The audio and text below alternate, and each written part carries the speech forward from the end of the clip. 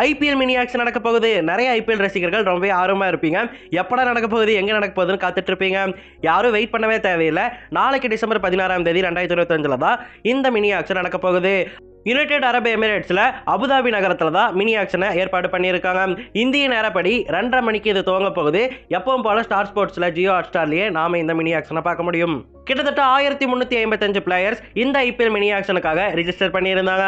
ஆனா அதுல ஃபில்டர் பண்ணி 350 பேர் மட்டும்தான் நாளைக்கு நடக்க இருக்கக்கூடிய ஆக்ஷன்ல ஏலம் விடப்பட போறாங்க.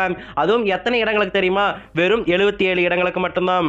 அதாவது இந்த 350 பேர்ல அதிகபட்சமா 77 பேர் மட்டும்தான் நாளைக்கு ஆக்ஷன்ல ஒரு ஐபிஎல் பிளேயரை தேர்ந்தெடுக்கப்பட போறாங்க.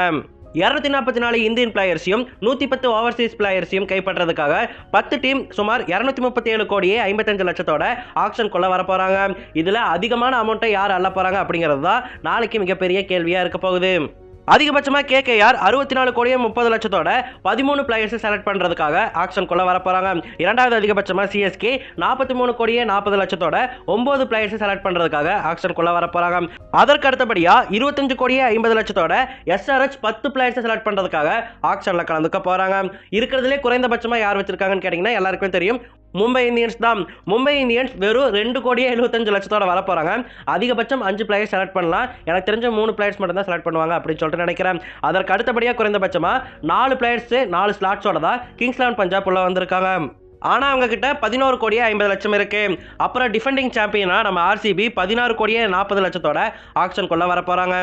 நாளைக்கு நடக்க இருக்கக்கூடிய ஆக்ஷன்ல Cameron Green, Venkatesh Iyer, Liam Livingstone இவங்க 3 பேர் தான் அதிக காசுக்கு ஏலம் எடுக்கப்படுவார்கள் அப்படின்னு சொல்லிட்டு சில எக்ஸ்பர்ட்ஸ் சொல்றாங்க.